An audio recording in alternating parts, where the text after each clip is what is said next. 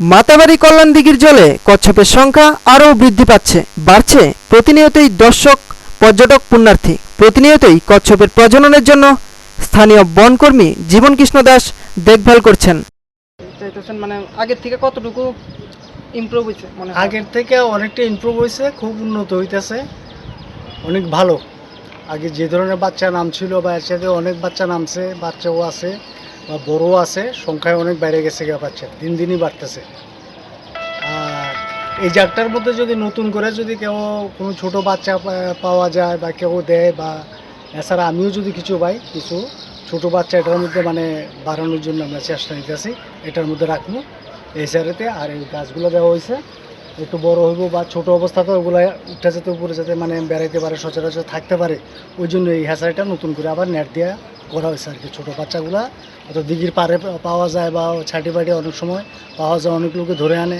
অত সব প্রজাতিগুলো আমি চিনি না, তখন ধরার পরে অত সায়েন্টিস্টদের খবর দিতেছি, আমার ডিপার্টমেন্টে জানাইতেছি।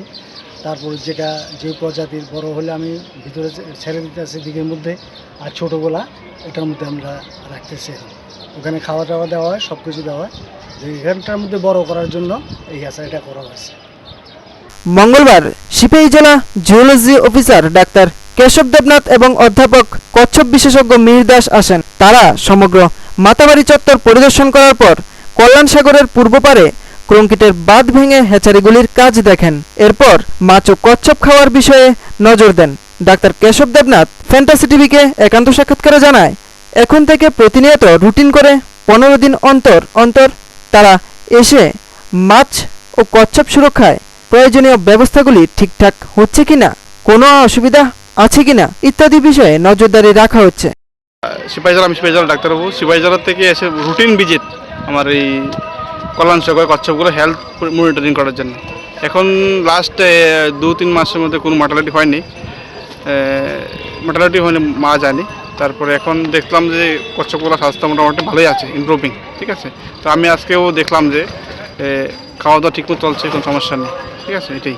এদিন আগরতলা আচার্য প্রফুল্লচন্দ্র রায় স্মৃতি বিদ্যামন্দির স্কুলের বায়োডাইভার্সিটি বিভাগের কতিপয় শিক্ষক শিক্ষিকা ও ছাত্রছাত্রীরা মাছ ও কচ্ছপ বিষয়ে একটি প্রজেক্ট করার উদ্দেশ্যে দেখতে এলেন কল্যাণ সাগর চত্বরে।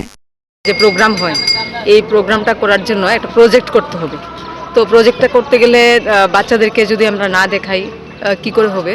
তো বাচ্চাদেরকে ওই কচ্ছপের কিভাবে এখানে মানে ডিম থেকে কিভাবে কচ্ছপ হচ্ছে, এটা তো এখন তো আর সিজন না, তবু আমরা দেখতে এসেছি যে কচ্ছপগুলি মানে কি খাবার দিলে পরে কিভাবে আসে, বাচ্চাদেরকে কচ্ছপদের মানে গতিবিধি এইসব দেখানো, এই জন্য এসছি আর কি। এটার উপর একটা প্রজেক্ট করতে যাই। ওই আমাদের সঙ্গে মিহির স্যার এসছেন, উনি সব ব্যাপারটা আলোচনা করেছেন, বাচ্চারা শুনেছে।